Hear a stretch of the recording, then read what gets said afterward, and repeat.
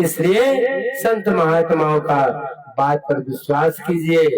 साधु महात्मा भगवान का जो है वह नजदीक का, वह जिस तरह से कहा है, गुरु गोविंद दोनों खरे काकू लागो पाओ, बलिहारी गुरु आपनो जिन गुरु दियो बता।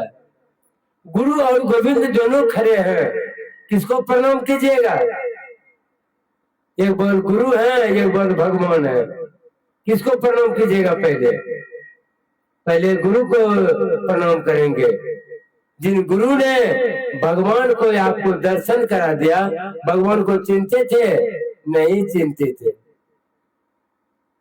आखिर तो गुरु आपको दर्शन दिलवाया ना।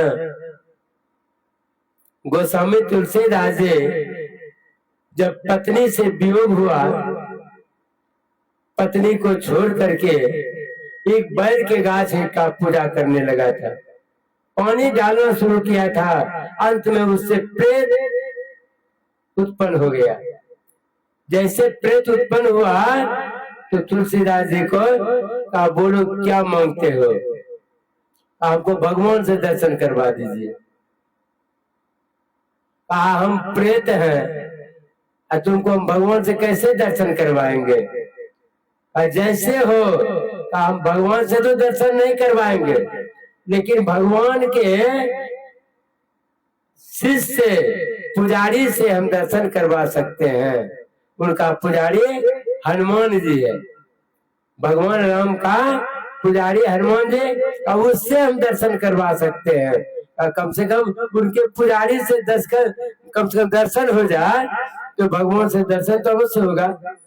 कहा देखो, एक जगह इसी तरह से भागवत कथा होता था, सत्संग होता था, और उस जगह सबसे पहले आता है और सबसे पाछे जाता है, लेकिन वह वृद्ध शरीर उसका है, शरीर में बहुत तरह का बीमारी है, शरीर से पस निकलता है, बहुत तरह का उसके शरीर में पट्टी बंधा हुआ है, लेकिन सबसे पहले आता है और सबसे पाछे जाता है। तुमको मैंने भेद बता दिया, तुम जाओ। तुलसीदास जी चले गए, जाते हैं देखते हैं उससे भी पहले जाकर के बैठ गए। तुलसीदास जैसे बैठे कुछ देर ही हुआ कि वह व्यक्ति आ गया लाठी लेकर के, वृद्ध शरीर झुकते चकते हुए पहुंचा और एक पेड़ के नीचे आकर के चुपचाप बैठ गया। तुलसीदास जी मन में सोचा यही आदमी है। जब सत्संग संपन्न हुआ, कथा संपन्न हुआ, तो वह व्यक्ति जब जोने लगा, सबको जब जोने दिया, पाछे जब जोने लगा, तो तुलसीदास जी ने उसको पकड़ा भर पौने, दोनों पैर को पकड़ लिया। अरे मैं बीमारी ग्रस्त आदमी हूँ, मेरे शरीर से पस निकलता है, तुम क्यों मुझे पकड़ते हो? छोड़ दो मुझे, मैं बीमारी आदमी हूँ। कहा नहीं महाराज, मैं आपको जानता हूँ। आप कौन है? आप पहले आप दर्शन दीजिए, तब हम आपको छोड़ेंगे। कहा मैं एक बीमारी ग्रस्त आदमी हूँ, तुम कहता है मैं जानता हूँ, मैं एक बूढ़ा आदमी हूँ। कहा नहीं नहीं, हम वैसे नहीं छोड़ेंगे, आप मुझे दर्शन दीजिए। अंत में जब परेशान हो गया, तब वही बूढ़ा व्यक्ति अपना रूप में आ गया, हनुमान जी के रूप में, एकदम पूरा विशाल शरीर लेकर के तैयार हो गया। कहा धन्य है महाराज आप। कहा बोलो तुलसीदास क्या चाहते हो? कहा मुझे भगवान से दर्शन करवा दीजिए। कहा भगवान से दर्शन करोगे? कहा हाँ। कहा ठीक है, भगवान से भी दर्शन करने के लिए चाहते हो, एक जगह बहुत बड़ा सत्संग होने वाला है, उस सत्संग में जाकर के तुमको भगवान से दर्शन हो जाएगा। पता बता दिए। गोस्वामी तुलसीदास जी पहुंच गए जगह पर, और वहां पर जाकर के चंदन घसते हैं और कहते हैं चित्रकूट के घाट पर भय संतन की भीड़, तुलसीदास चंदन घिसे तिलक करे रघुवीर। यही दोहा को पढ़ते हैं और चंदन घिसते हैं। भगवान आए दो बच्चा के रूप में, दोनों बच्चा आकर के कहा कि बाबा मुझे चंदन लगा दीजिए। चंदन घिस करके बस तिलक लगाते हैं दोनों बच्चा को। दोनों बच्चा तिलक लगाकर चले गए, लेकिन तुलसीदास नहीं जान पाए कि भगवान यही है।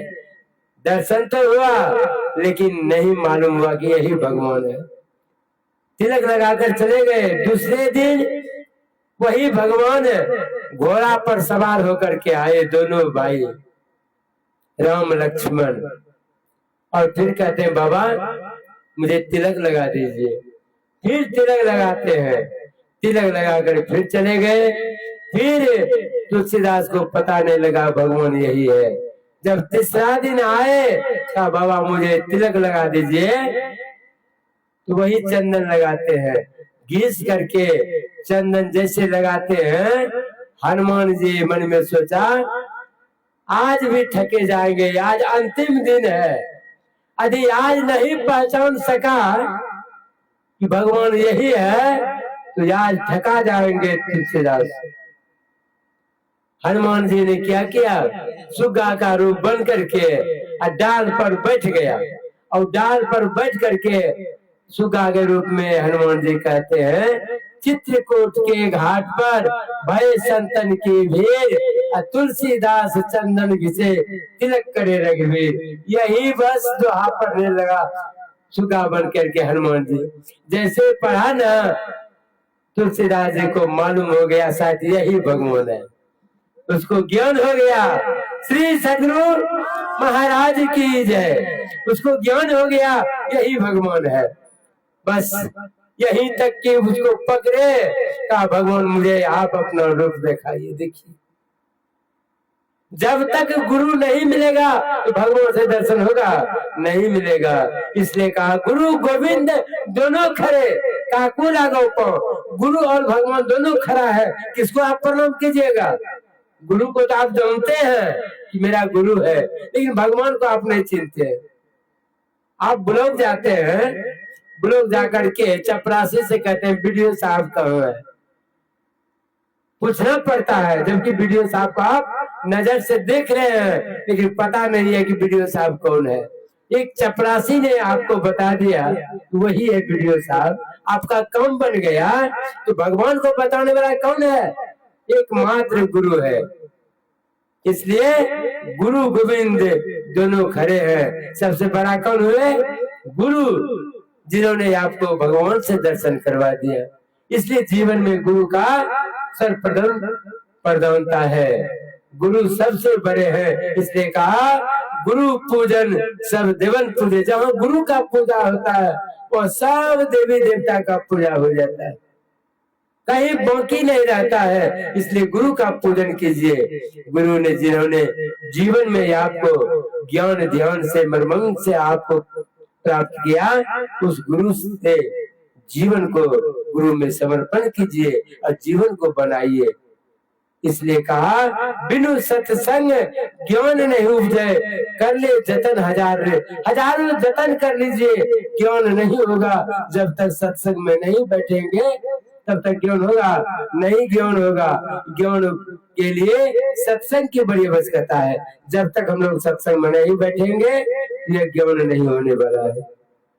इसलिए जीवन को सत्संग में उतारिए। इसलिए कहा तात स्वर्ग अपवर्ग सुख धैर्य तुला एक अंग, तुलना ताहि सकल मिले जो सुख लव सत्संग। स्वर्ग और मोक्ष की सुख को एक पलड़ा पर रख दिया जाए और सत्संग के सुख को एक तराजू के पलड़ा पर रखा जाए, कौन बड़ा होगा? सत्संग का सुख। सत्संग ऐसा सुख बड़ा संसार में कहीं नहीं है। इसलिए कहा तात स्वर्ग अपवर्ग सुख धैर्य तुला एक अंग, तुलना ताहि सकल मिले जो सुख लव सत्संग। सत्संग में सुख है। स्वर्ग और मोक्ष के सुख से ज्यादा सुख सत्संग में है। इसलिए कहा सत्संग में सुख शांति है। नौका है मझधार की, जो इस नौ पर चढ़ चुका भवसागर उसने पार की। आज तक कोई बना है तो सत्संग में आकर के बना है। सज्जन व्यक्ति किसको कहते हैं? धनवान आदमी को आप कहिएगा सज्जन व्यक्ति, नहीं कहिएगा। सज्जन कौन है? सज्जन जो जीवन में पांच पापों को जिन्होंने छोड़ दिया है, झूठ, चोरी, नशा, हिंसा, बेविचार, 5 पाप से अलग है, उसी को कहा जाता है सज्जन। इसलिए गुरु महाराज ने कहा निज तन में खोज सज्जन, बाहर न खोजना, अपने ही घट में हरि है, अपने में खोजना। किसको कहा? सज्जन को कहा। जिन्होंने पंच पाप से अलग है उसको सज्जन कहते हैं। तात मिले पुण्य मात मिले, सुत भ्रात मिले, युवती सुखदाई, राज मिले गजबाज मिले, सब साज मिले, मन मंचित फल पाए, लोक मिले सुलोक मिले, विधि लोक मिले, वैकुंठ हो जाए, असुंदर कहे सब सुख मिले, संत समागम दुर्लभ भाई। काहे भाई? तुम्हारे सुख के लिए परिवार, पत्नी, भाई, बंधु सब तुम्हारे सुख के लिए तैयार हो जाए। हाथी घोड़ा तुम्हारे सुख के लिए तैयार कर दिया जाए, यहाँ तक कि वैकुंठ का भी सुख तुमको हो जाए। लेकिन सुंदरदास जी कहा संत समागम दुर्लभ भाई। संतों के समागम के बिना बड़ी दुर्लभ है, संतों का दर्शन दुर्लभ है। सब सुख हो जाए लेकिन संत का दर्शन नहीं हो, जीवन हाहाकार बना रहेगा।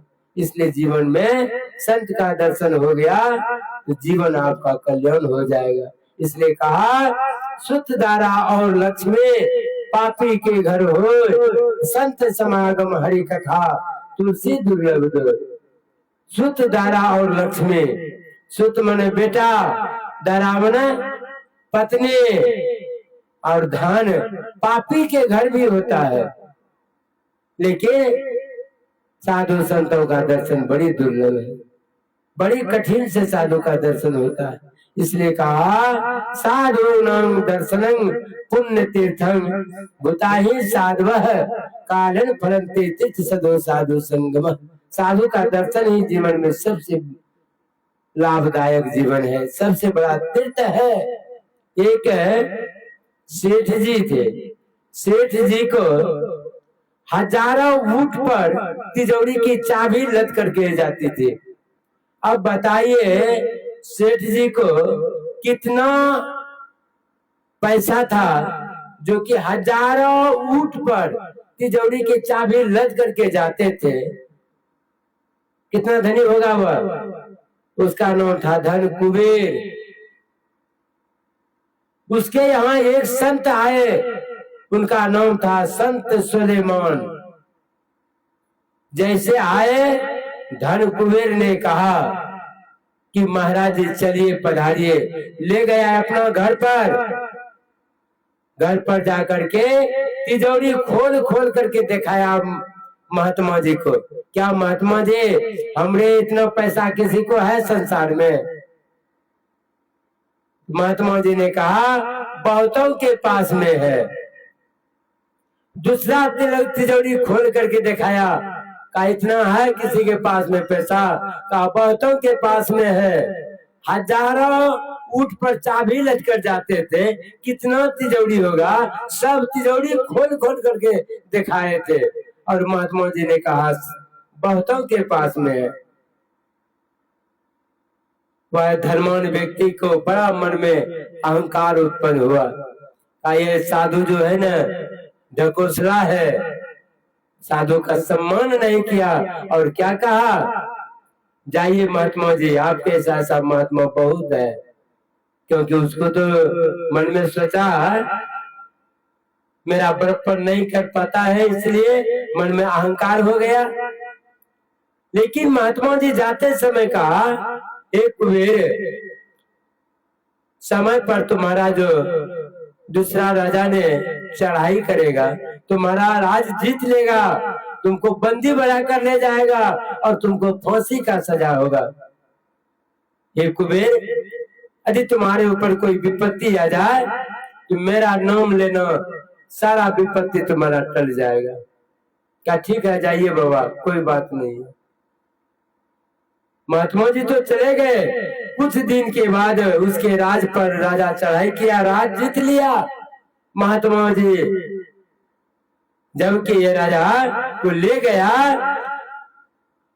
एक कढ़ाई में तेल डाल करके औरता हुआ तेल में धन कुबेर को ऑर्डर हुआ, इसको जाकर के झुलाते हुए इस करा के गर्म तेल में जाकर डाल दो। सिपाही ने धन कुबेर को हाथ पर पकड़ लिया, जैसे झुला करके वो लोहिया में देने के लिए चाह रहा था तो इसके मुख से निकल गया, हाय सुलेमान, हाय सुलेमान। याद आया उस दिन का, हाय सुलेमान। इतना ही कहा कि वह राजा ने कहा, ठहरो, हमारे गुरु को याद किया है। पूछा, क्या राजा साहब आप सुलेमान को जानते हैं? कहा, हाँ मैं जानता हूँ, हमारे यहाँ गए थे, मैंने इनका अपमान किया था, वही विपत्ति में मुझे याद आया, इसलिए मैं कहता हूँ हाय सुलेमान। वह देश का राजा जो था कहा, मेरा गुरु को याद किया है और इसका जो फांसी छोड़ दो और इसका राजपाट वापस कर दो। देखिए, संत के नाम लेने से ही जीवन उद्धार हो गया। संत दर्शन साधारण दर्शन है, संतों का दर्शन सब तीर्थों से इनका दर्शन महान है। इसलिए जीवन में सत्संग हम लोग रोज करें, नित्य प्रति सत्संग कर ले प्यारा, तेरा कार्य सरे सारा। रोज सत्संग करेंगे ना, एक भी काम बाकी नहीं रहेगा, सारा काम हो जाएगा, एक भी काम नहीं बाकी रहेगा। इसलिए गुरु महाराज ने कहा रोज सत्संग कीजिए, नित्य प्रति सत्संग कर ले प्यारा, तेरा कार्य सरे सारा। सार कार्य को निर्णय करके धर चेतन धारा, धर चेतन धारा, पिंड के पारा दसम द्वारे का, ज्योति जगी जावे अति सुख पावे शब्द सहारे का। जो नित्य प्रति सत्संग करेंगे, ध्यान भजन करेंगे, उसके अंदर वो प्रकाश उत्पन्न होगा। वह प्रकाश एक बार यदि उत्पन्न हो गया तो कहा, मुहूर्तमपि यो गच्छे नासाग्रे मनसा सर्वतर्ति पापानं तस्य जन्म शतार्जितम्। जो मुहूर्त भर में नासाग में मन को रोकर ठहराता है, उससे करोड़ जन्मों का क्या हुआ पाप क्षय हो जाता है। बोलिए प्रेम से श्री सद्गुरु महाराज की जय।